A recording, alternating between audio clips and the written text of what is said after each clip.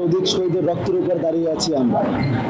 খুনি ও সন্ত্রাসী সংগঠন আওয়ামী লীগের নিষিদ্ধের দাবি, জুলাই বিপ্লবের ঘোষণাপত্র এবং জুলাই আন্দোলনের যারা বিপ্লবী নেতাকর্মী তাদের নিরাপত্তার দাবি নিয়ে গত বুধবার জুলাই ঐক্যের ঘোষণা করি আমরা।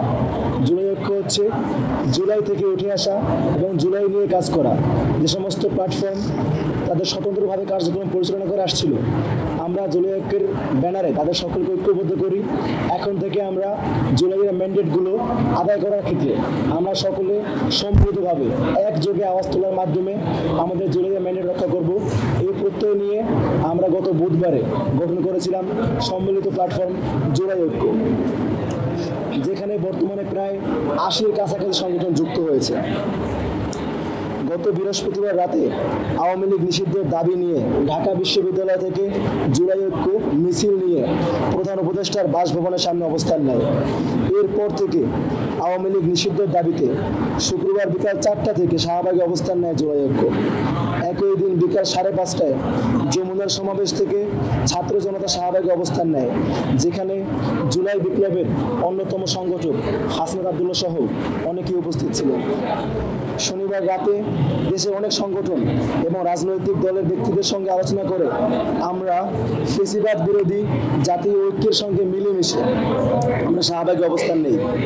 আপনারা সকলেই অবগত আছেন, গতকাল রাতে কৌশলে কিছু শব্দ ব্যবহার করে ইন্টারিম সরকার খুনি আওয়ামী লীগের কার্যক্রমকে নিষিদ্ধ করে।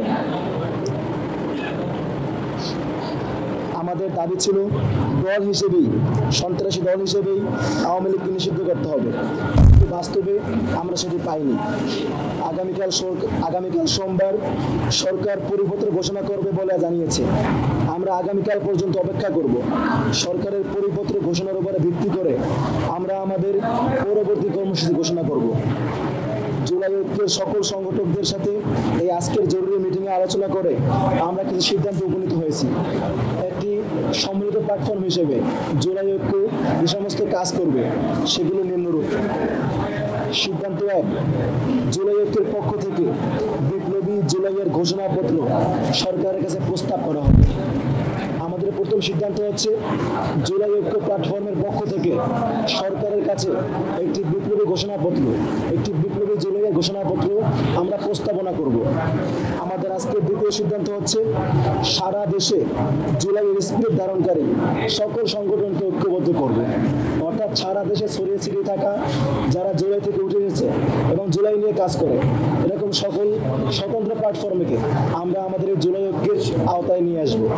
সকল স্বতন্ত্র জুলাই নিয়ে কাজ করা সকল স্বতন্ত্র সামাজিক সংগঠন, মানবাধিকার সংগঠন, রাজনৈতিক প্রেসার গ্রুপ, এভাবে যারাই জুলাইকে ধারণ করে তাদের কার্যক্রম পরিচালনা করে আমরা তাদের সকলকে ঐক্যবদ্ধ করে একটি সম্মিলিত প্রেসার গ্রুপ হিসেবে জুলাই ঐক্যকে সামনে নিয়ে আসব। এরপরে আমাদের তৃতীয় সিদ্ধান্ত হচ্ছে যে ৩ দফা দাবি আমরা দিয়েছিলাম সেই দাবি পূরণে আমরা সরকারের পরবর্তী সমস্ত পদক্ষেপগুলোকে আমরা পর্যবেক্ষণ করব।